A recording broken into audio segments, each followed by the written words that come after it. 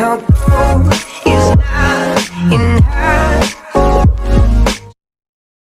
Bienvenidos al canal del Grupo de Estudio Hormigas Neotropicales. El día de hoy presentaremos la charla Una aproximación a la citogenética como herramienta en estudios de diversidad, la cual está a cargo del profesor Yamit Mera de la Universidad del Cauca, Colombia. Síguenos para más contenido relacionado con hormigas y no olvides suscribirte.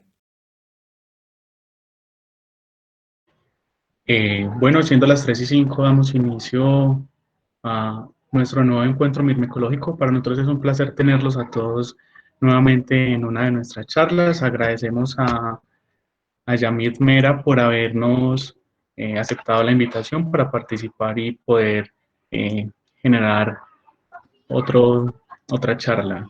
Bueno, vamos a hablar un poco de Yamit, vamos a dar una introducción de lo que ha hecho Yamit, qué estudió y qué está haciendo en el momento. Entonces, Yamid es profesor de la Universidad del Cauca, es biólogo entomólogo también de la misma universidad, realizó su maestría en la Universidad Estatal de Santa Cruz en Brasil.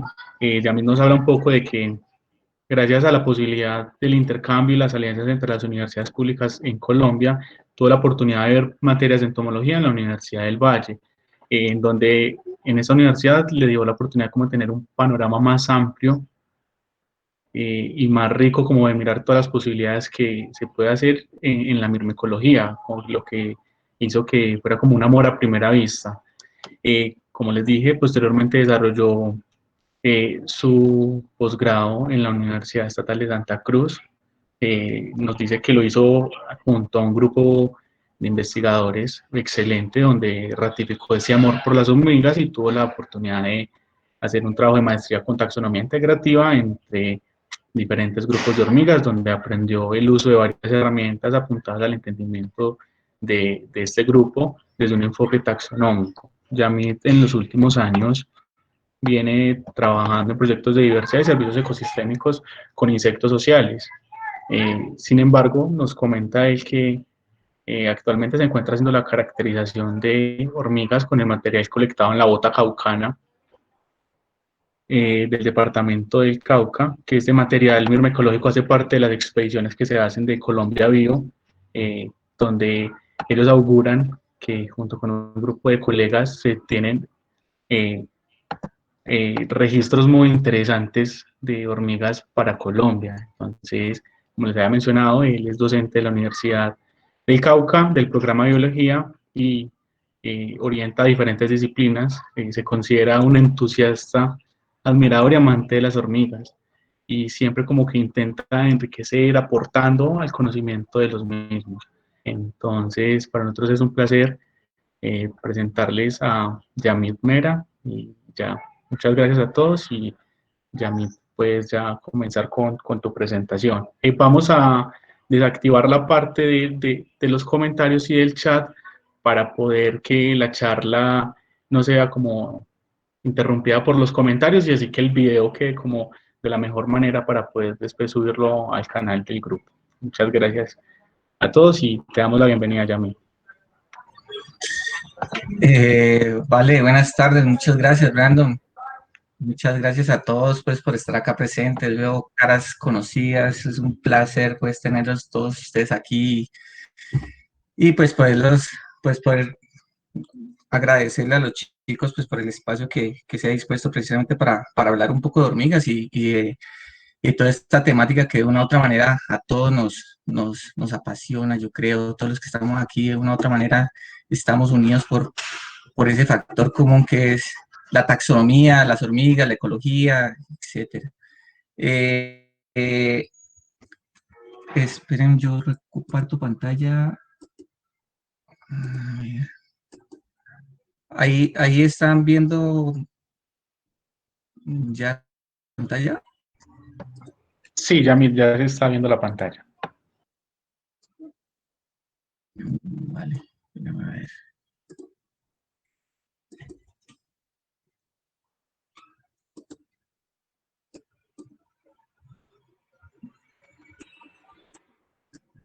Listo.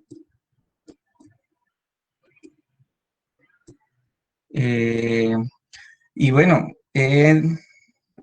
voy a hablar, pues la idea es hablar de hormigas y quiero, pues he titulado la charla como una aproximación a una de las herramientas con las cuales trabajé en mi trabajo de maestría, que fue la citogenética.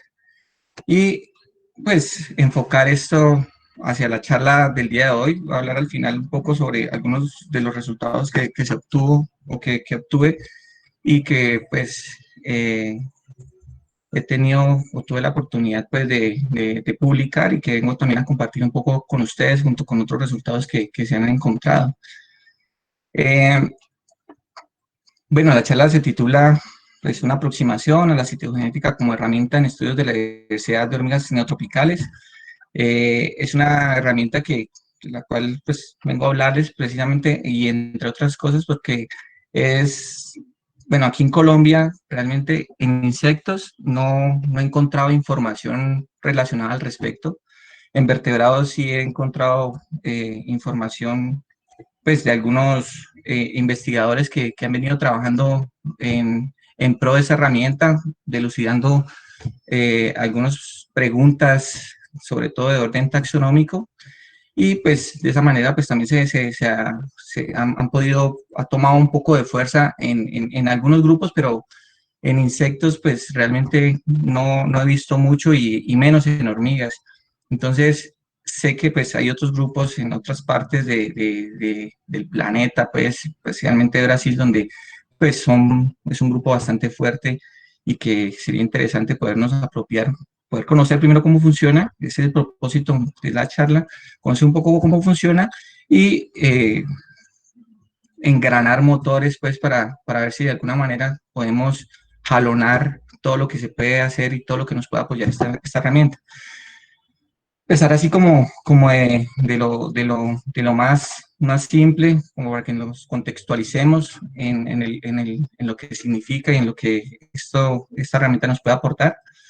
Básicamente, cuando hablamos de citogenética, estamos hablando pues que se incluye básicamente por definición cualquier estudio que está relacionado con los cromosomas como objeto de estudio, ya sea de forma aislada o sea en todo un conjunto. Y pues a pesar de la revolución provocada por la molecular, por la genética molecular, el análisis cromosómico pues continúa siendo básicamente o prácticamente la única herramienta o la única manera de observar el genoma de los eucariotas en forma de bloques individualizados de material genético, que pues de esa manera puede ser sujeto a mediciones, diferenciación en subunidades, por medio de una serie de técnicas se pueden hacer coloraciones, bandeamientos y que nos permite de una u otra manera caracterizar esas diferencias y buscar esta herramienta precisamente con esa otra parte de la taxonomía. En ninguna otra instancia realmente el material genético es o ha sido tan claramente, digámoslo así, observado. Entonces, esto viene ligado pues al proceso evolutivo de las especies. El cariotipo se transforma, o sea, se ha venido transformando a lo largo de la evolución con diferentes tipos de reglas, que muchas de esas reglas pues realmente las desconocemos. Y ha generado una inmensa diversidad cromosómica en números, en formas, en la capacidad de apareamiento, en la cantidad de material genético que se le conoce como heterocromatina, y entonces en ese orden de ideas pues se constituye en una herramienta que pues ha traído muy buenos resultados apoyando esta parte de la descripción de especies. Como les decía hace un momento, pues cada individuo pues posee normalmente un grupo de cromosomas, realmente dos pares cromosómicos diferentes. Se habla de haploides y diploides, siendo el número diploide el resultado pues de la fecundación y el cruce pues de ese material genético que se da entre los progenitores, que contiene básicamente la información genética y que posteriormente se expresa, ¿no? De esta manera, entonces, estas informaciones citogenéticas pueden también ayudar a aclarar preguntas taxonómicas, que es finalmente el objeto pues, o el énfasis en el cual pues, le quiero dar, esas preguntas de tipo taxonómico o evolutivo, sobre todo en grupos que presentan particularidades como simpatrías, que es mucho de lo que ocurre sobre todo en algunos grupos de insectos. Se ha utilizado mucho en vertebrados, en peces especialmente, he visto muchos trabajos, en anfibios también, en insectos particularmente se ve más enfocado hacia parte de las abejas y pues avispas y hormigas es también otro de los grupos que se ha trabajado, pues no tanto como en estos vertebrados, pero de todas maneras trae unos muy buenos resultados. Entonces, ese auxiliar en esa diferenciación que nos permite precisamente hacer esa diferenciación en unidades taxonómicas, nos permite pues entender fundamentalmente esa diversidad y buscarla como herramientas de conservación mediante la delimitación pues, de esos mismos individuos, de esos mismos entes. Entonces, la descripción y asignación de nombres en taxonomía, pues, resulta algo bien interesante de trabajar junto con esto. Cuando se integra, entonces, esta herramienta citogenética con taxonomía, estaremos hablando algo así como de citotaxonomía, precisamente por esa misma descripción que se puede dar de las formas de los cromosomas. Y pues ha sido utilizada con bastante éxito en muchos de estos grupos y también en hormigas. Eso pues lo vamos a ver un poco más adelante. Entonces, esto también se ha visto gracias a que durante los años 80 más o menos ha habido una modificación en todos esos procedimientos de estimulación de la mitosis, dando pues como resultado la obtención de un mayor número de cromosomas, que finalmente eso es ese es el propósito que se busca mediante la técnica, poder obtener esos cromosomas, poder hacer esa caracterización y que esos cromosomas en especial estén en la fase, en una fase en los cromosomas metafásicos, es decir, que yo pueda diferenciarlos y finalmente poder hacer la caracterización, que realmente sean de buena calidad. Entonces, a partir de ahí empieza a darse toda un auge, por así llamarlo de alguna manera. Hay muchos grupos, pues, en ese orden de ideas, en Brasil, la mayor parte de los estudios citogénicos han sido realizados pues, por algunos laboratorios de algunos estados, como por ejemplo Bahía, Minas Gerais, Santa Catarina, Paraná, Amapá, y bueno, y otros que me escapan en este momento, que han contribuido enormemente al conocimiento de los cariotipos, la caracterización morfológica de estos cromosomas y estos juegos cromosómicos que tienen estos organismos, especialmente hablando de hormigas. Si bien aún son escasos, teniendo en cuenta pues, la diversidad de hormigas que se registran actualmente, pues estos resultan o exhiben una amplia variación cromosómica, lo cual resulta realmente interesante. Ahí vemos, por ejemplo, que a nivel mundial estamos hablando de que hay un rango entre 2 a 120 cromosomas, en donde Myrmecia crosslandi, que es una hormiga australiana, presenta 2 cromosomas y la hormiga que presenta pues, el mayor número de cromosomas hasta el momento registrados es Dinoponera lucis, es una hormiga brasilera. Para la región tropical estamos hablando que la de menor número de cromosomas, con 4, es Strumigenis louisiani, que pues para este lado, esta parte del continente, pues presenta ese registro. Hay varios trabajos, hay muchos trabajos, hay un trabajo bien interesante que es de Lorite y Palomeque en el 2010, donde pues junto con otros investigadores, pues porque hay otro tipo de trabajos que vienen muy posteriores a ese, que pues han conseguido recopilar una gran cantidad de información que se encuentra actualmente disponible de cariotipos. Estamos hablando un poco más de 800 especies o más bien poblaciones de hormigas de todo el mundo. Entonces, esos cariotipos pues presentan una gran variabilidad. Muchos de ellos son pequeños o cariotipos de cromosomas grandes con bajo número o cariotipos de número, digámoslo así, de gran número, pero de cromosomas pequeños. Y eso es principalmente lo que, digamos, en citogenética, la citogenética clásica empieza como a evidenciar y empezamos como a caracterizar y a reunir toda esa información que unido a otro tipo de herramientas, pues se potencializan. Aquí tengo como una imagen de la variación de los números cromosómicos de las familias de formícidos desde la región neotropical. Eh, Realmente no se ve o no presenta un único patrón para todas las familias. Hay géneros con especies que presentan cariotipos uniformes y otros que son bastante diversos en ese sentido. Pero se ha observado que el grado de diversidad cariotípica es más elevado en las especies de subfamilias que son mucho más basales, como es el caso, por ejemplo, de la subfamilia Ponerine, en donde se disminuye eh, el número de cromosomas y es mucho mayor. Y en el caso de grupos más diversos, eh, perdón, en grupos más derivados, el número de cromosomas tiende a ser mucho menor y generalmente mucho más grandes, como por el caso de ATA, Acromirmes, e inclusive otros grupos que sufrieron o que han sufrido una amplia radiación, como por ejemplo Camponotus o Feidole, donde pues, los números cromosómicos son más reducidos y los cromosomas en especial son un poco más grandes.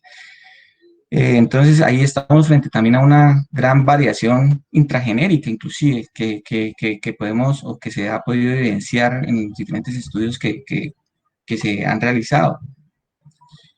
Y pues estos pueden ser observados en diferentes niveles, ¿no? Intrapoblacional, entre poblaciones, entre especies hermanas, entre especies crípticas, que es, de hecho, hace parte de una de las preguntas de investigación pues, que tuve en mi proceso de maestría. Entonces, todas estas alteraciones o modificaciones en los cariotipos pueden ser numéricas o estructurales. Durante el proceso evolutivo, pues esos cariotipos sufren diferentes tipos de ciclos donde se reorganizan, ¿sí? Donde ocurren divisiones o donde ocurren fusiones céntricas de esos cromosomas, los cuales se alteran en número y en morfología, dando un aumento o una disminución en ellos. Y eso es parte de lo que vamos a intentar ver más adelante. Entonces, esa variación cariotípica básicamente hipotetiza ser un importante mecanismo de aislamiento reproductivo y es en gran medida donde pues, se basan muchas de las hipótesis en relación a las preguntas que nos hacemos desde el punto de vista de estos grupos y de las especies en sí. Entonces, donde lo podemos ver pues a diferentes niveles, ¿no? Básicamente, mucho pues lo que hemos hablado hasta el momento y lo que vamos a ver, pues básicamente lo encontramos en estos dos documentos. Uno hace parte pues del trabajo que les comento de mi trabajo de maestría y otro pues en el cual tuve la fortuna de hacer parte también con algunos de mis orientadores, con mis orientadores pues, del posgrado, la profesora Clea dos Santos y el profesor Jacques de la Vie, donde se escribí un capítulo para el libro de hormigas de Colombia que se titula Citogenética de las hormigas de la región tropical, donde pues los invito también a que le echen una leída por ahí. Entonces aquí, entre otras cosas, se habla pues de esa evolución de ese cariotipo en las hormigas, qué tipo de qué manera hay diferentes tipos de postulados, los fundamentos pues, que se han llevado a cabo, que muchos autores han llevado a cabo, una revisión en algunos casos de más de 500 especies de eucariotas, donde se pueden evidenciar algunas de las teorías de cómo es que ha venido siendo esa evolución cariotípica, ¿sí? Bueno, ya mirando un poco lo que ocurre dentro de los grupos y por qué tal vez es una de las razones por las cuales pues, los estudios no son, diría yo, muy frecuentes, es quizás el material. El material que se necesita para citogenética es material vivo y resulta que no siempre encontramos nidos y no siempre esos nidos, en el caso de las hormigas, pues resultan estar completos. Básicamente el material que se utiliza o que solemos utilizar pues para realizar la descripción cariotípica o la extracción de este material, de estos cromosomas, radica en unas fases de desarrollo que tienen estos insectos. Entonces, el buscar los nidos y el encontrar esas fases es supremamente importante. Pero entonces, ahí es donde muchas veces difícilmente lo encontramos, porque nosotros muchas veces pues estamos todo el tiempo buscando en el suelo, en los troncos, y pues si contamos con suerte encontramos algunos individuos, y muchas veces no es tan fácil encontrar esos nidos. Entonces dependemos también, entre otras cosas, de ese tiempo de desarrollo que tiene el nido o la colonia, donde pues hay un tiempo de fundación, que es básicamente ese de apareamiento del macho y la hembra. Posteriormente viene ese crecimiento ergonómico vegetativo, donde empieza a haber una producción masiva de obreras, y se llega casi que a un pico, que es esa reproducción de sexuados. Entonces, más o menos en ese crecimiento ergonómico realmente es donde encontramos una mayor cantidad de pupas o de estados de desarrollo ideales pues para hacer ese proceso de laboratorio. Aquí tengo, bueno, aquí básicamente cuando tenemos ese material, probablemente hay muchas especies, poblaciones de hormigas que no son muy numerosas. Por ejemplo, Tomatovirmes, generalmente esa hormiguita que pone o realiza sus nidos en conchas o en algunos nidos de avispas, no son nidos muy grandes, son nidos de más o menos algo así como 30 operarias, y si estamos con suerte, pues encontramos pues, un número considerable de pupas. Y estamos hablando que más o menos ese estado de desarrollo ideal para poder hacer esa fase de laboratorio, esa preparación de láminas, según un protocolo pues, establecido por IMAI por allá en el 88, se basa en los ganglios cerebrales o en las gónadas masculinas. Y generalmente el estado de desarrollo ideal en el que encontramos una buena cantidad de fases de estas células en mitosis, en multiplicación, digámoslo así, es el estado de preninfa o prepupa. En el caso de algunas especies o géneros de hormigas que no tienen esas pupas, por ejemplo, con algunas las Phaidole, Ectramatogaster, no tienen pupa, entonces estamos buscando ese estado de preninfa antes de ese otro desarrollo. O cuando encontramos esas pupas, es casi que antes que desarrollen ese encapsulamiento, como ocurre en el caso de las ponerinas. Y es ahí donde realmente conseguimos encontrar un buen número de estas células en división, y que nos permite de una u otra manera poder continuar con ese desarrollo.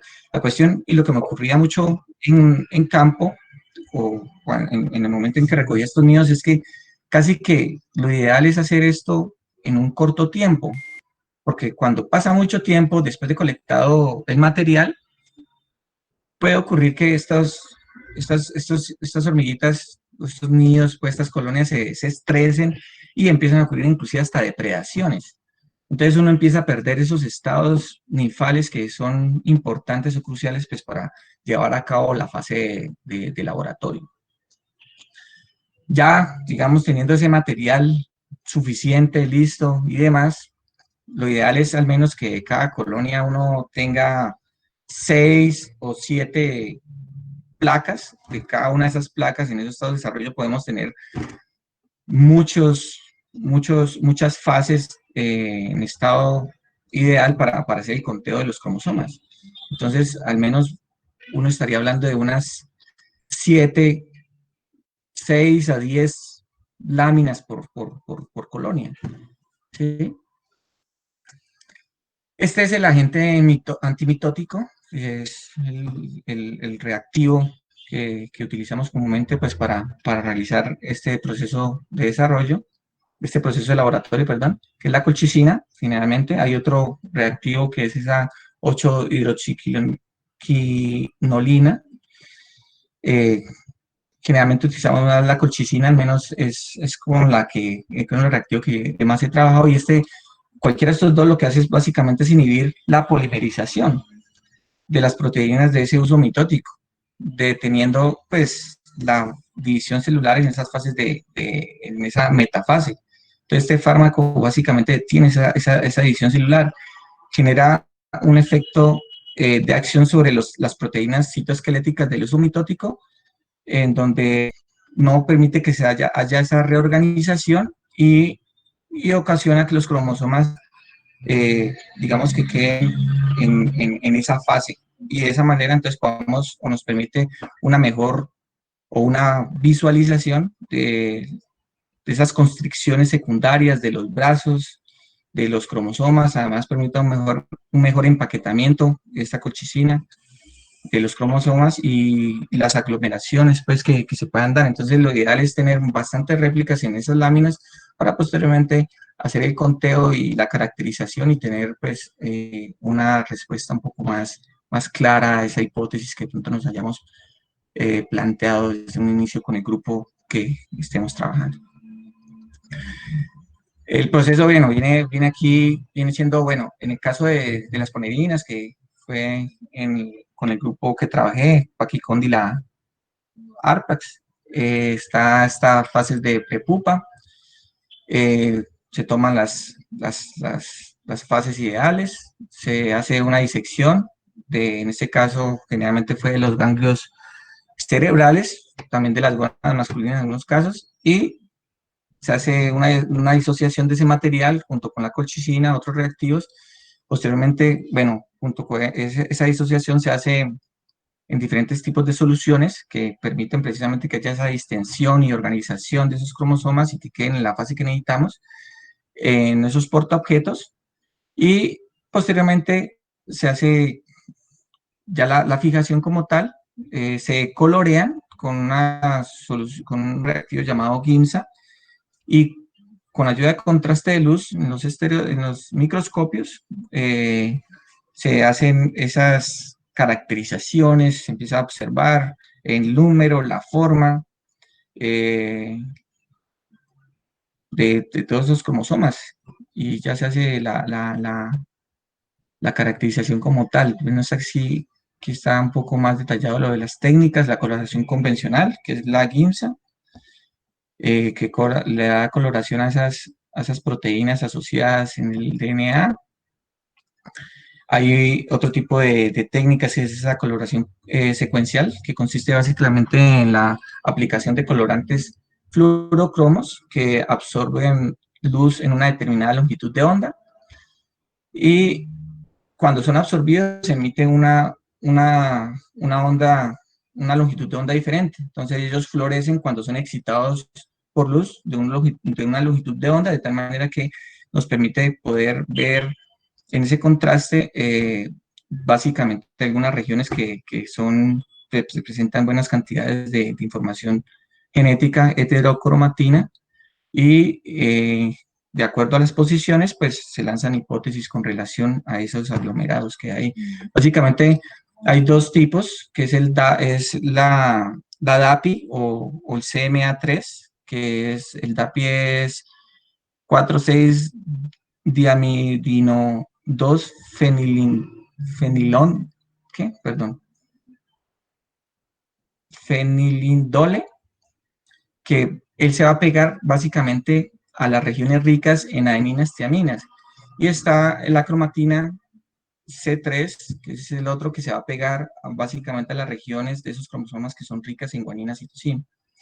Hay otro tipo de técnicas, después eso se hace una fusión mirando y analizando estas coloraciones, y nos permite hipotetizar en relación a las regiones, a unas regiones que pueden ser las regiones organizadoras de nucleótidos. Esta también, esa otra técnica es la banda C, Es una técnica empleada en la identificación también de esa heterocromatina y hay unos reactivos que son comúnmente usados, que a lo largo de la metodología se pasa por cada uno de ellos: ácido clorhídrico, bario, solución salina, y finalmente se termina con esa coloración en GIMSA que nos va a poder permitir ver esa visualización. Entonces, ahí podemos ver esa condensación, esas características que empiezan a ser distintivas morfológicamente en las estructuras de los cromosomas. Entonces, muchas veces, debido al pequeño tamaño que presentan estos cromosomas en esas fases en las metafases, eh, es necesario utilizar una serie de equipos, software. En el caso, por ejemplo, de cromosomas tan pequeños, como el caso de la esponilina que trabajé, pues usamos un microscopio óptico de fase de campo claro y de epifluorescencia también, para mirar en el caso de la coloración secuencial, pues donde se encuentran esas regiones pues marcadas. Hay otro tipo de técnicas que han usado en algunos artículos, sobre todo estas bandas NOR, regiones organizadoras de nucleótidos, donde también se lanzan hipótesis sobre la evolución que han tenido o que pueden llegar a tener este tipo de especies y de poblaciones a lo largo del tiempo. Y esta banda G, que realmente no ha sido muy utilizada, no he visto muchos trabajos alrededor de ella, pero que intentan también hipotetizar lo mismo. Ocurre una desnaturalización de las proteínas cromosómicas y hay todo un bandamiento un bandamiento por regiones que permite también hacer una caracterización de lo mismo. Esta imagen pues no corresponde a la especie, sin embargo, el trabajo donde vi que donde es una donde se ha utilizado es Tapinoma negirrimo, una dolicoderine, donde se desarrolló esta técnica precisamente para mirar las poblaciones y las diferencias que pueden ocurrir alrededor de ella. Dentro de lo que realicé, bueno, tenía como pregunta pues trabajar como les digo, con una población, un grupo de especies. Esta era Pachycondyla arpax. Esta hormiga pues ha tenido, y bueno, el grupo de las Pachycondyla en general ha tenido bastantes cambios a lo largo de los estudios taxonómicos que se han realizado. McKay en el 2010 básicamente pasó en el 2010 en la revisión que realizó, pasa a este grupo de tener 60 especies a 91. Él agregó básicamente en su revisión 31 especies nuevas.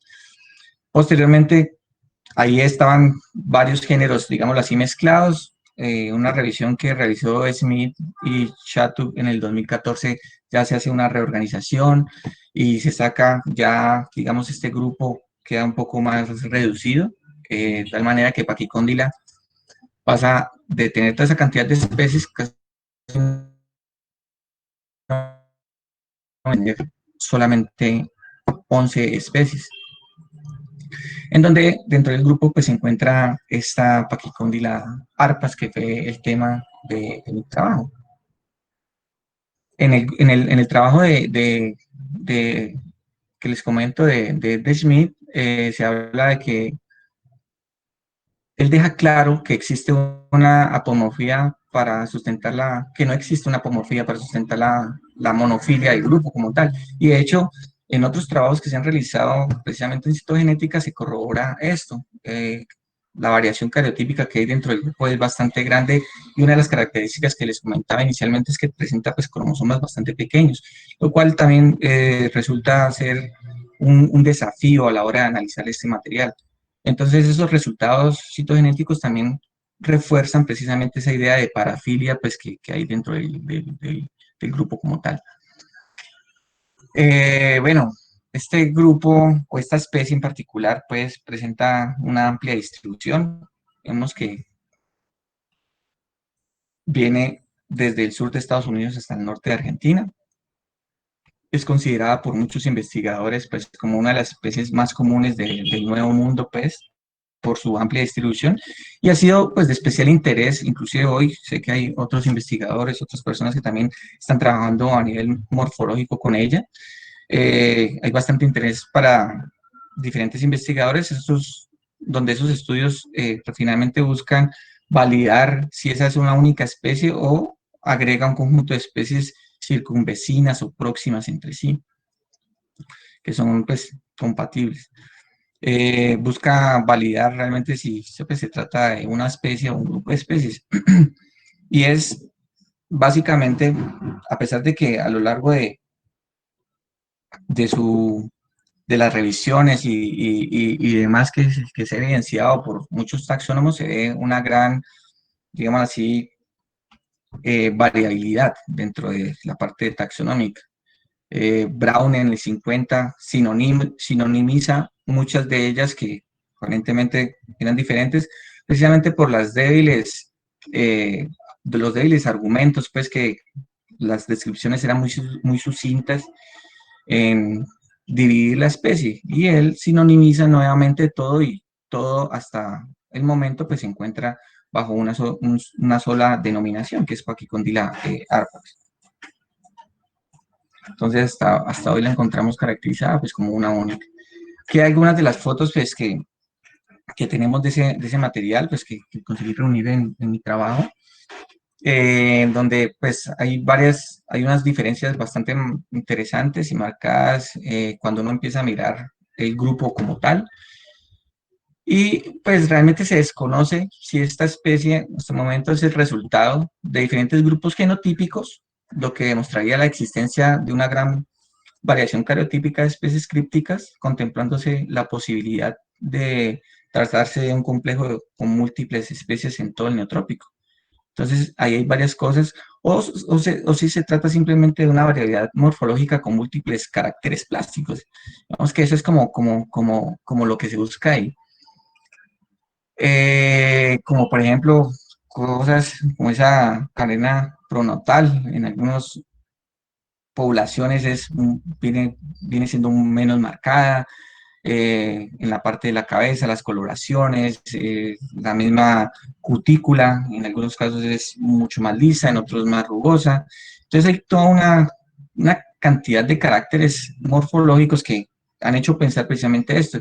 Y en ese orden de ideas, pues la citogenética también ha auxiliado o ha permitido, de cierta manera, mirar ciertas pautas, aunque, como ya les comenté, hay casi que un limitante ahí en todo eso. Entonces, bueno, finalmente se buscaba validar esa característica. Bueno, aquí les presento solamente, vamos a hablar un poco sobre algunos resultados sobre la parte taxonómica. Dentro de lo que algunas cosas que hice fue esa descripción del aguijón, la parte molecular, que de hecho he tenido la oportunidad, fue una de las cosas que, digamos, en mi trabajo me centré mucho, o bueno, el material que tenía de tipo molecular, a pesar de que tenía material de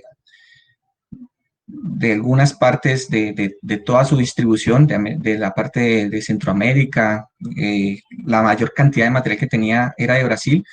Mucho del material que tenía en las colecciones, pues era material relativamente muy viejo, no estaba muy bien tenido y pues era casi que imposible sacar ese ADN, al menos en las circunstancias en las cuales pues, teníamos en el laboratorio. Entonces, una de las cosas que he venido haciendo precisamente después de esto es reunir mucho material. He tenido la oportunidad de continuar de cierta manera, paralelo a lo que estaba haciendo aquí en Colombia, reuniendo material precisamente para hacer una filogenia un poco más que me abarque un poco más todo su distribución, porque realmente tenía en su momento, en el momento que trabajé, pues había muchos lugares donde tenía muchos huecos, inclusive no tenía, el material que tenía de Colombia ni siquiera le pude extraer buen ADN porque no estuvo, o no estaba en las mejores condiciones. Entonces, lo interesante es que acá, bueno, en Bahía, en Brasil, pues había varios trabajos que se están desarrollando también al tiempo en donde, por ejemplo, uno de esos fue el de grupo, pues, se había escrito hace ya unos tiempos, se habían estado trabajando también con taxonomía integrativa, y uno de los ejemplos bien interesantes y bonitos de un trabajo que se realizó fue de complejo Foetida, donde estaban todas esas ahorita Paquicóndila vilosa, en ese tiempo era Paquicóndila vilosa, ahorita Neoponera vilosa, Curvinoides inversa, donde ese grupo, bueno, sacaron un paper donde habla precisamente de esa taxonomía integrativa de las especies que presentan esa divergencia en ese grupo, que era divergencias de tipo morfológico, comportamental, bioquímico, hicieron isoenzimas, hicieron eh, estudios de carbonatos cuticulares, hidrocarbonatos cuticulares.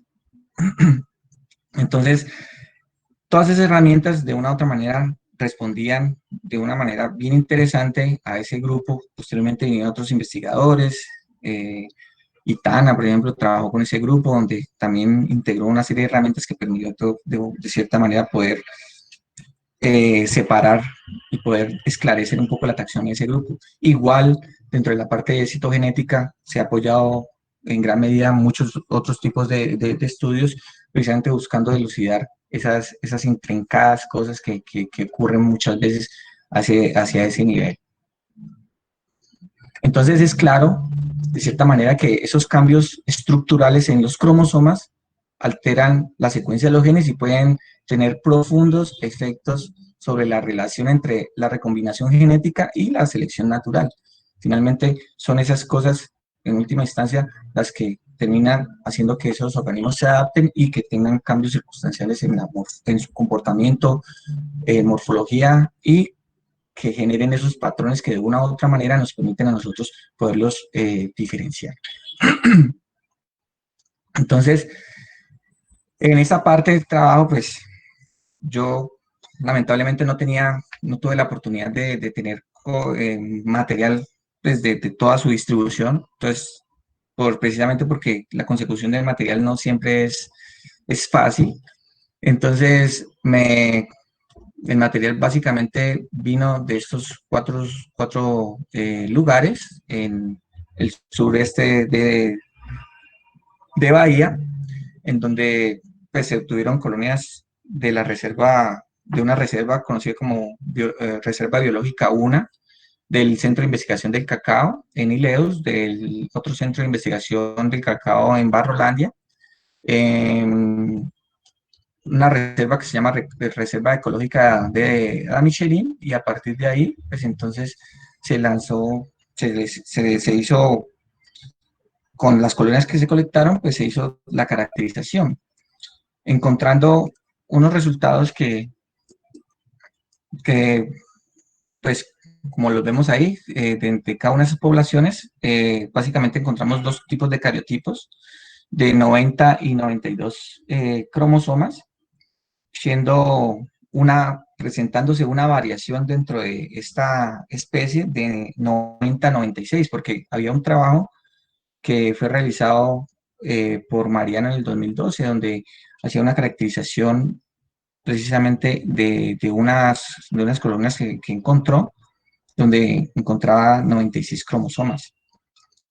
Entonces fueron encontrados dos cariotipos más a este cariotipo pues ya encontrado por Mariano, y una de las cosas que también eh, se reporta en el trabajo es que encontramos el primer registro, el primer caso de diploidía de machos en hormigas. Recordemos pues que las hormigas, estos insectos sociales, son haplodiploides. Las hembras son diploides, los machos son haploides. Entonces, ese caso de diploidía en machos nos pues, sugiere que ese caso de diploidía ocurre en machos, o sea, es sin duda una regla general del sistema haplodiploide, pero con acontecimientos realmente raros y rápidos en el tiempo en relación con el periodo evolutivo de la especie, siendo difícilmente o raramente estudiado por ser básicamente circunstancialmente percibido. Es decir que, pues, no es común encontrar machos y y sobre todo no es común tampoco encontrarlos en las fases que necesitamos precisamente para poder hacer esa extracción de las gónadas masculinas. Entonces, ahí empieza a ocurrir un fenómeno que es el de poliploidía, que pues se presenta en algunos autores hablan de que presentan factores limitantes que son inherentes pues para los cambios y los patrones del metabolismo del organismo. Entonces se habla de que este tipo de inclusive morfológicamente pueden llegar a tener estructuras un poco más desarrolladas que les permiten poder, entre otras cosas, desplazarse a unas distancias mucho mayores. Y aquí es donde empieza a ocurrir todo ese proceso de evolución o todo ese proceso de reorganización cromosómica que se puede dar entre las diferentes especies. Aparentemente, estos primeros fenómenos que se empiezan a dar no son muy detectables a nivel morfológico. Los caracteres el fenotipo no tiende a cambiar mucho, pero ya la carga genética sí tiene un componente diferencial, en donde actúa ese proceso de evolución y que permite de una u otra manera que hayan esos cambios junto con todas esas presiones que se pueden ejercer o modificaciones que se pueden ejercer a lo largo de los años, pasado el tiempo y con estos grupos de organismos. Aquí hay algunos de los carotipos, como se dan cuenta, son carotipos, pues los cromosomas son bastantes, o sea, el número está relacionado con la gran cantidad de número y pues también de pequeño tamaño, cosa que pues es bien característica sobre todo en estos grupos basales. Y pues hay una tendencia en la evolución de estos organismos que es a que ocurran divisiones que terminan ocasionando o terminan viéndose reflejadas en un número mayor de cromosomas. Bueno, eso en base a la teoría y en base a la reorganización de esos cromosomas pues, que se empieza a dar. Y pues sin duda, pues esta parte de los machos diploides es como una regla del sistema diploide, pues que aporta en gran medida o que puede llegar a aportar en gran medida precisamente a la evolución del grupo como tal, en donde sería interesante poder hacer unos análisis en relación a esos eventos que se dan.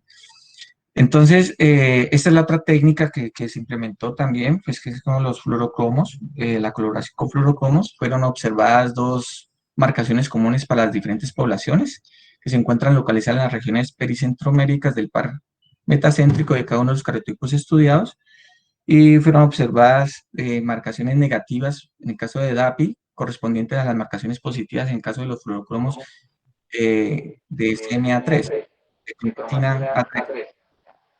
Entonces, recordemos que esas se pegan precisamente a esas concentraciones o a los lugares donde hay mayor cantidad de, ya sea de adenina, tiamina o guanina, citosina. Entonces, esa variación cromosómica resulta ser bastante frecuente en las especies. Entonces, de ahí se parte, entre otras cosas, debido a los carotipos encontrados, se hipotetiza pues que hay una variación cromosómica frecuentemente encontrada en las especies pues, del género Pachyscondyle y pues sugiere que una única morfoespecie puede corresponder a dos o más taxones aislados genéticamente, pero que pueden vivir en simpatría, que es lo que resulta bien interesante.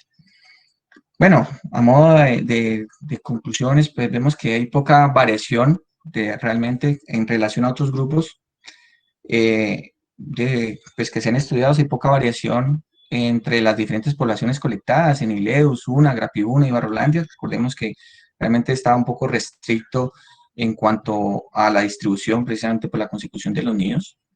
Entonces, pues la proximidad en las localidades quizás pueda haber ocasionado que no encontráramos un mayor número de juegos cromosómicos.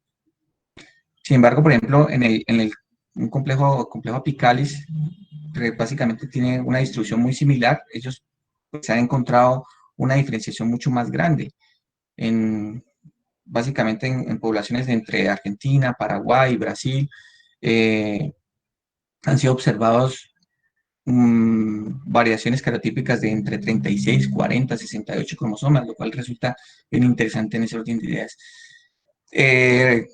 Ese cariotipo pues, que se reporta Mariano en el 2006, 2012, 96 pues, para el caso de Pachycondyla arpax, se caracterizan pues básicamente a nivel del género y bueno, de la especie, pues la mayor número de cromosomas de tipo acrocéntrico, de pequeño tamaño y pues de gran número, consideradas pues basales, características que están ahí inmersas. Como les comentaba, aquí Pachycondyla tiene una gran cantidad de cariotipos.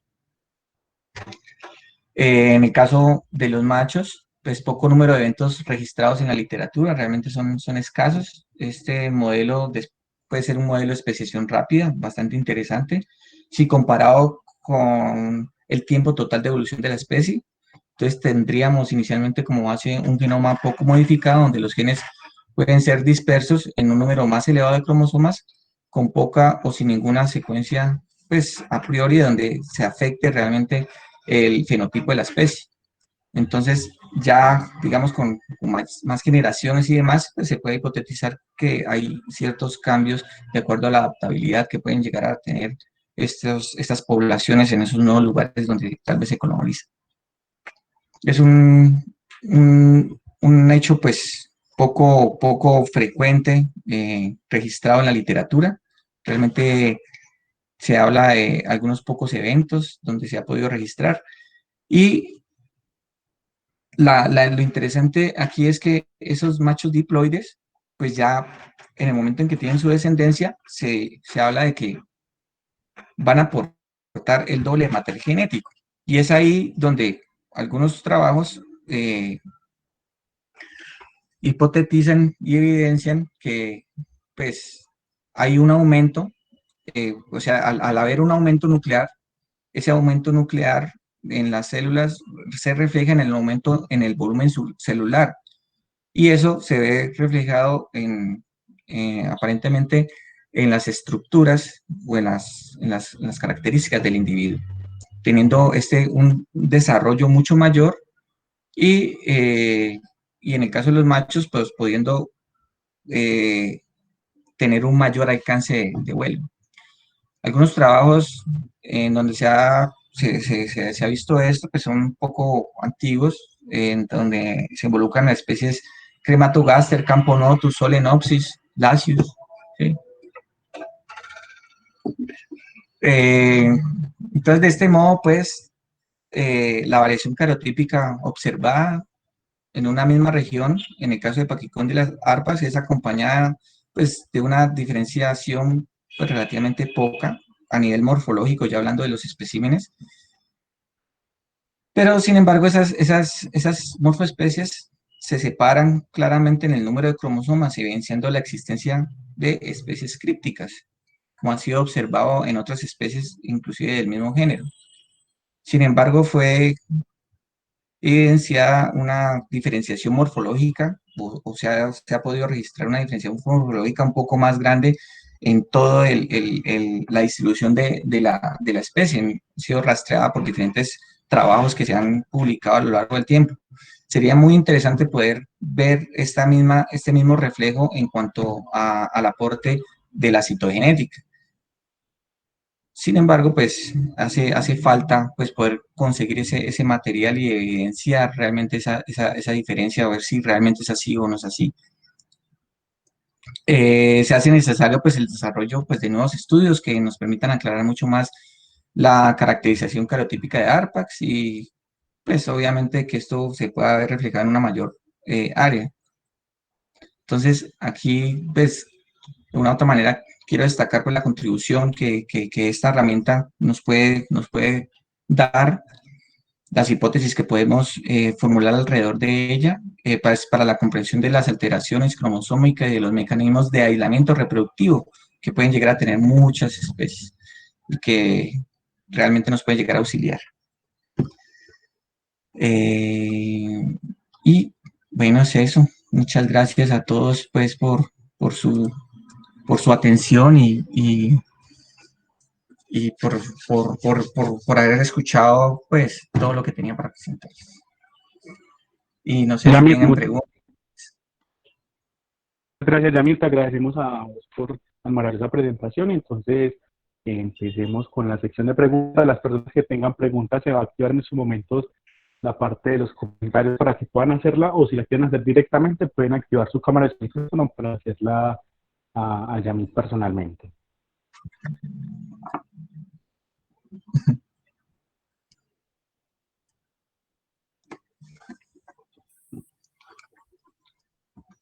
Hola, yo tengo un par de preguntas y puedo hacerlas. Hola Lina, Hola, Yamil, ¿cómo estás? bien, gracias. ¿Y tú? Bien, bien, gracias. Gracias por tu presentación, me gustó mucho. Muchas gracias. No, gracias a ti por estar acá. Cuéntanos, cuéntamelo todo. Yamil, tengo dos preguntitas. La primera es relacionada, tú dices que cuando tú necesitas colectar un estadio inmaduro para poder hacer tu cariotipo. En ese estadio inmaduro me llamó la atención cómo tú puedes distinguir en Paquicóndila específicamente el macho y por el cual ustedes dijeron como, bueno, listo, esto es un macho y es diploide. No sé, porque no sé cómo lo puedes distinguir en las ponerinas. Y si quieres respondes esas y ahorita te hago la otra. A ver, sí, sí, o sea, morfológicamente, pues hay o sea, los machos al menos en las ponerinas y especialmente en paquicóndilas, pues tienen una morfología diferente. O sea, cuando uno destapa la pupa, que se muestra el dibujito acá, el monachito, él ya está formado, ¿sí? Ujú, ujú. En el caso de la pupa, el macho ya está formado, entonces tú ahí haces la extracción de las gónadas en la parte posterior del abdomen, esos últimos esternitos los retiras y haces con las gónadas masculinas, haces la disociación, igual que como lo harías en el caso de las operarias o de las obreras, Para ver los ovarios. para verlos exactos. O sea, Ah, en el caso de los machos es con las gónadas y en el caso de las obreras, pues el mayor número de células en este estadio, pues lo encontramos en los ganglios cerebrales.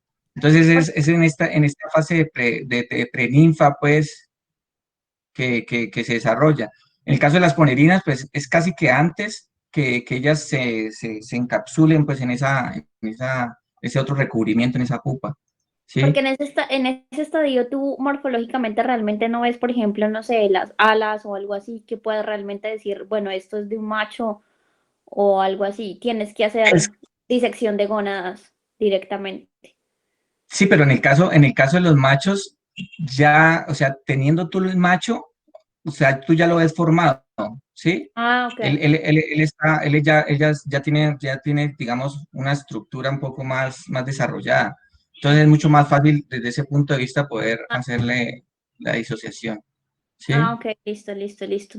Y bueno, mi otra pregunta así rapidita, como desde mi ignorancia completa, es como nosotros cuando trabajamos en filogenética muchas veces como que utilizamos, por ejemplo, genes nucleares para resolver más como ramas asociadas a subfamilias o géneros o como más ramas basales, digamos, y genes mitocondriales que mutan más rápido como para resolver problemas más a nivel específico de especie en ese gradiente, digamos, o algo así, ¿tú dónde pondrías el cariotipo o tú dónde pondrías los cromosomas como tal? Porque yo estaba como acá escuchando tu charla y yo pensaba como, bueno, desde mi ignorancia pensaba como los cariotipos deberían ser algo especie específico, pero ya que tú lo explicas, como que digo, bueno, no, de pronto es más hacia género o de pronto es un poquito más hacia atrás, entonces no sé realmente en qué punto taxonómico realmente el cariotipo es...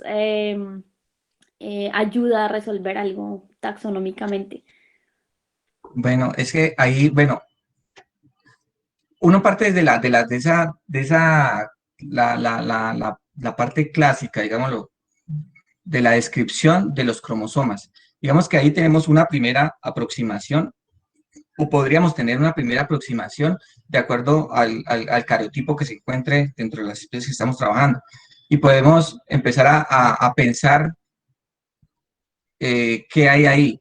Hay otro tipo de técnicas de las cuales no hablé que ya son un poco más avanzadas, donde se hacen coloraciones o se utilizan ya un poco más hacia la parte molecular, donde se hacen inclusive hasta disecciones de los mismos cromosomas, mirando Ok. precisamente cómo es que ha ocurrido o cómo pueden llegar a ocurrir esas replicaciones y esas evoluciones, esos cambios estructurales dentro de cada uno de esos cromosomas.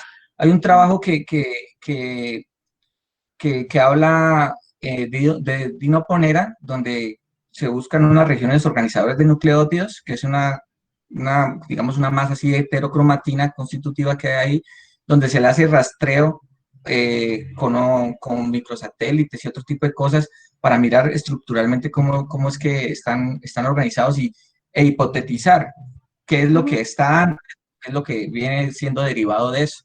Entonces, digamos que de una u otra manera, la idea es que la citogenética auxilie, digamos, esa parte Ujú, taxonómica, ujú. o sea, buscando integrar y buscar de cierta manera que diferentes herramientas respondan a esa misma pregunta de investigación, si esas poblaciones, esos grupos, pues son lo mismo, son diferentes o qué son, ¿sí?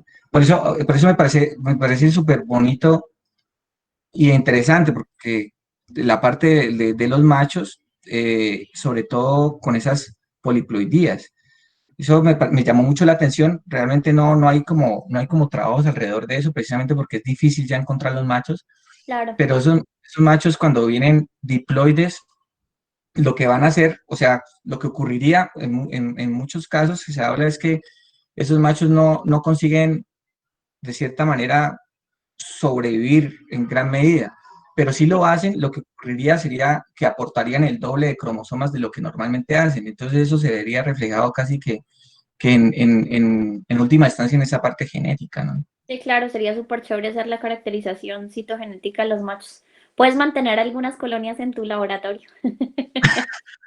Lo intenté, el problema es que es súper complejo porque pues Sí, uno no muchas veces no sabe cómo se alimentan, pues se sí. estresan, porque también se estresan, se empiezan a comer las pupas, las larvas, y uno termina, mejor dicho. Ahí el que trabaja muy bien eso era Benoit. Benoit trabajaba creando colonias, él es muy bueno en eso pues conseguía mantener, pues creo que el trabajo de doctorado precisamente era como de comportamiento, una cosa así. Sí, Entonces sí. era Bueno, podemos charlarlo porque tengo varias especies en el laboratorio y estoy logrando mantenerlas bien, entonces te puedo contar ahí unos. oh, excelente. Pero bueno, gracias por tu presentación y me encanta verte de nuevo. Seguimos Oh, ahí en la vale, ponencia. Dina, vale. Gusto en verte. Lo Rico mismo, tenerte por acá. lo mismo.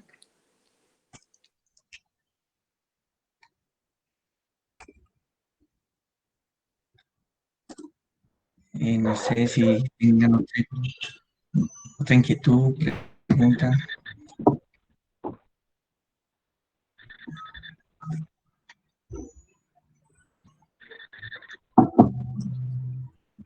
Por ahí me dicen que crían colonias. Sería muy chévere poder hacer citogenética con material que tengan por ahí. Yamit, Hola, profe, ¿cómo ¿cómo? está? Muy bien, Yamit, muy bien este tema que, como dice Lina, para algunos nosotros es nuevo, ¿no? Todas estas técnicas de estudios y conclusiones. Una pregunta también de ignorancia en el tema es, bueno, cuando se habla de machos haploides en Hymenoptera, como en abejas y en hormigas, pues básicamente es una carga, ¿no? Es un problema, no es bueno tener machos diploides, perdón, ¿no?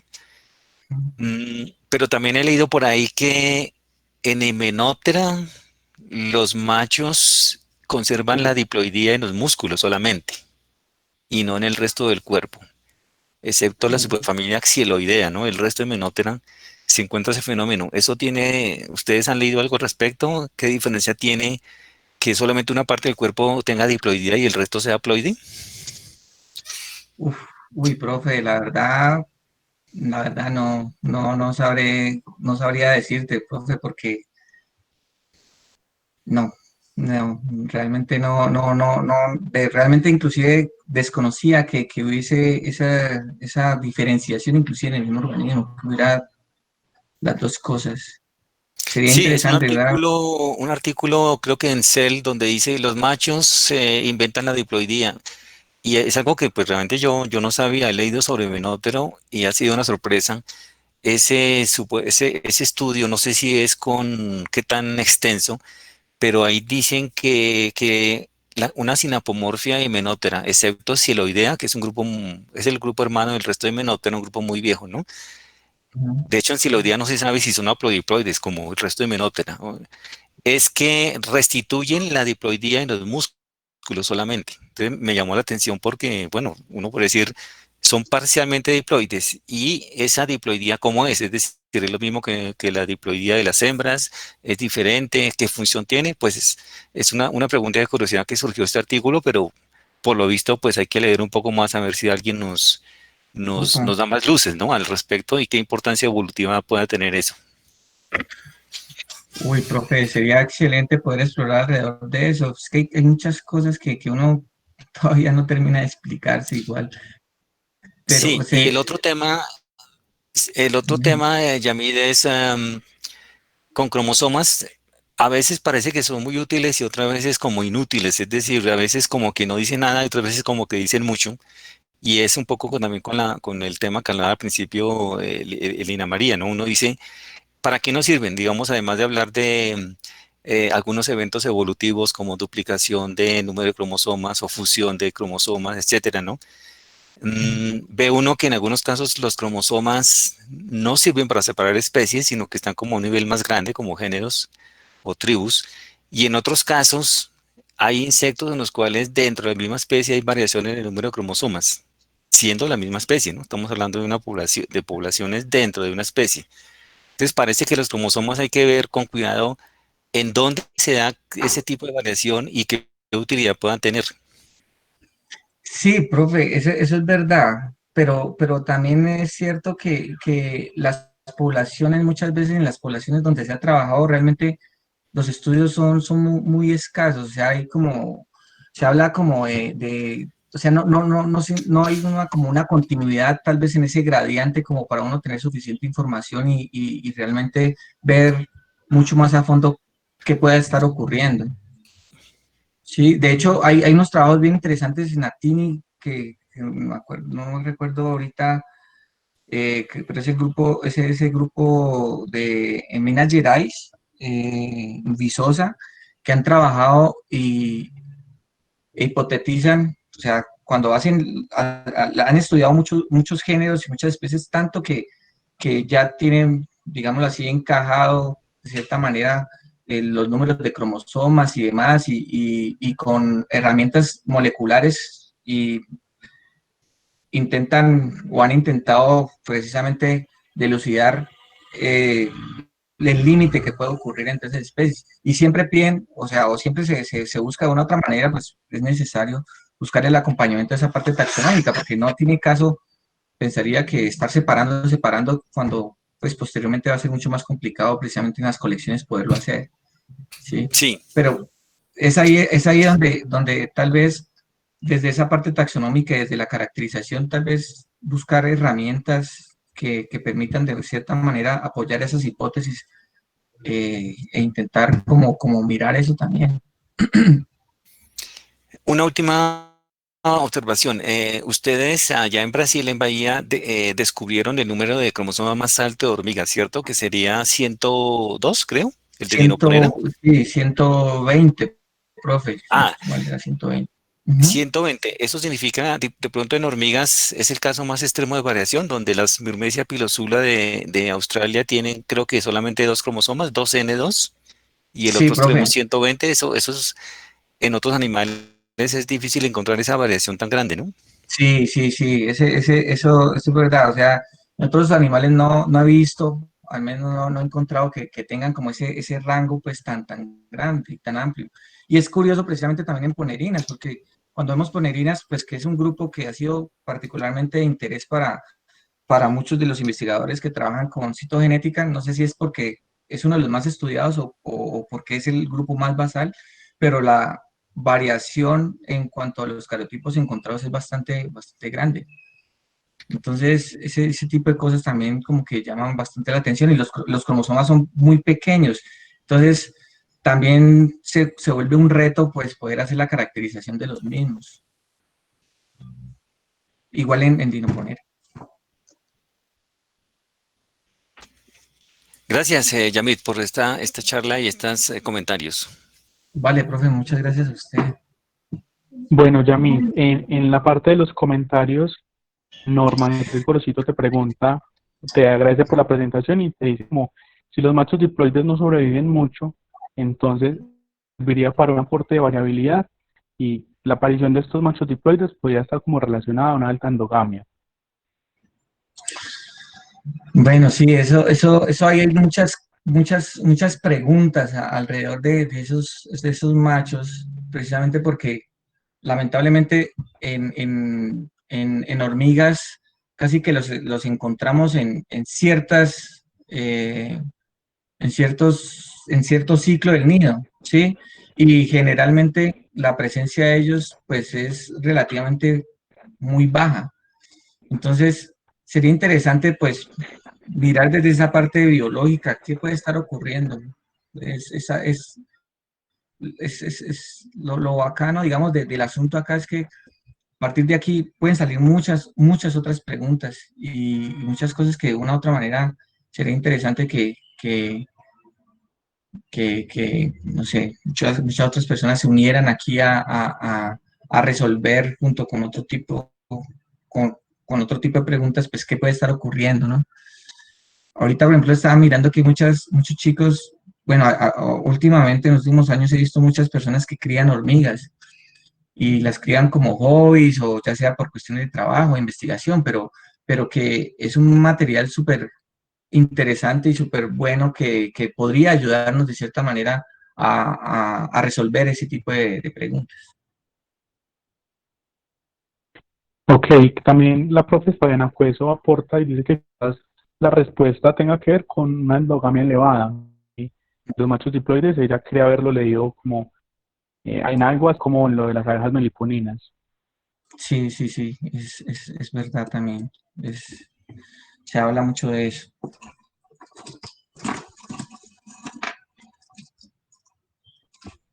Bueno, ¿alguien más tiene una pregunta para Yamit? Pues buenas.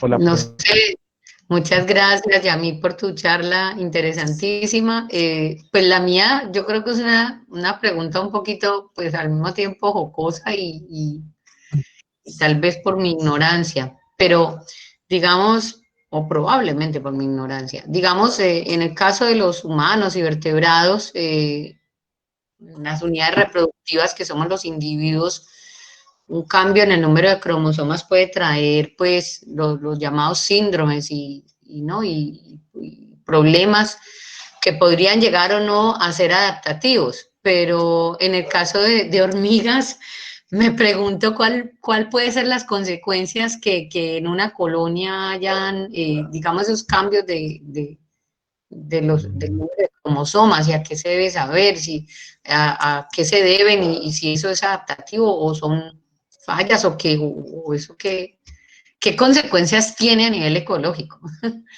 Gracias. Opa. Hola. Te veo. Hola, profe, buenas tardes.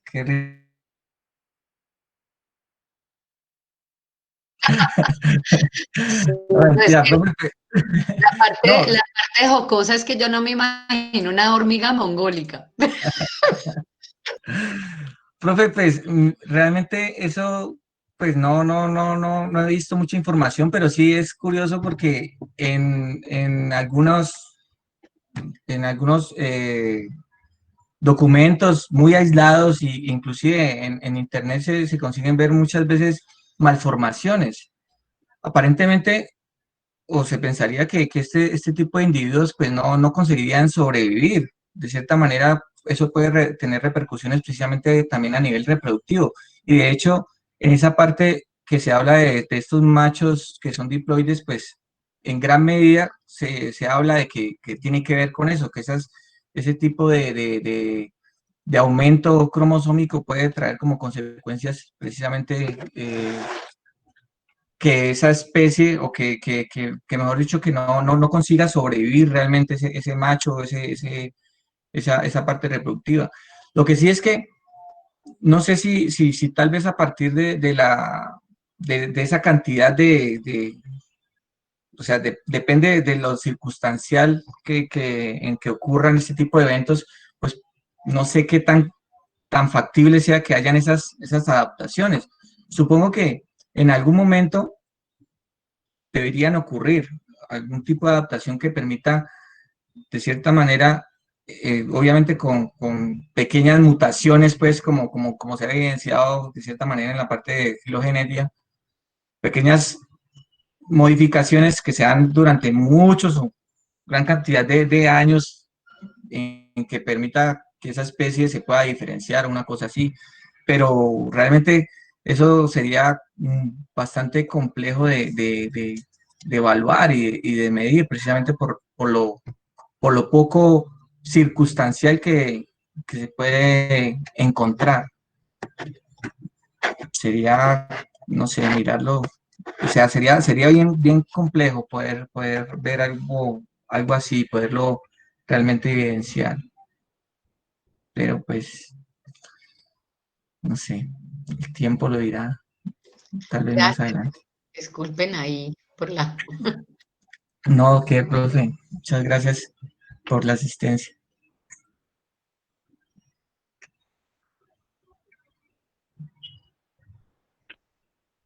¿Algo otra persona tiene otra pregunta para realizarle a Yamil o alguna intervención?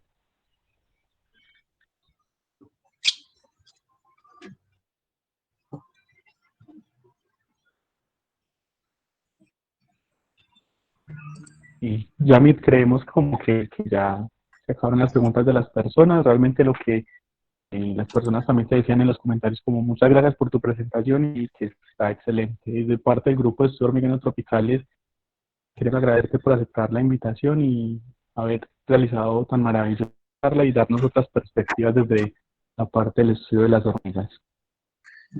No, vale, Brandon, chicos, muchísimas gracias pues por el espacio, por la berraquera que le ha metido a todo esto y por todo. Realmente es un placer y una honra poder compartir todo esto con ustedes y que de una u otra manera todos nos encontremos para compartir lo que estamos trabajando y enriquecernos un poco más con todo lo que, lo que hay, todas las preguntas y todas esas cosas que hay por trabajar. Entonces, realmente muchas gracias a ustedes y a todas las personas pues que de una u otra manera están acá y pudieron acompañarnos o nos pueden acompañar constantemente en estos encuentros mirmecológicos. Gracias.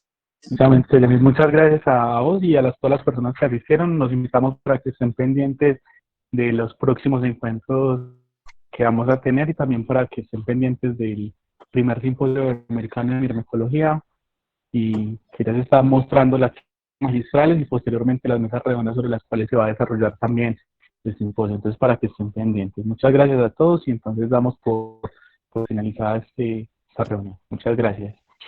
Vale, muchas gracias a ustedes.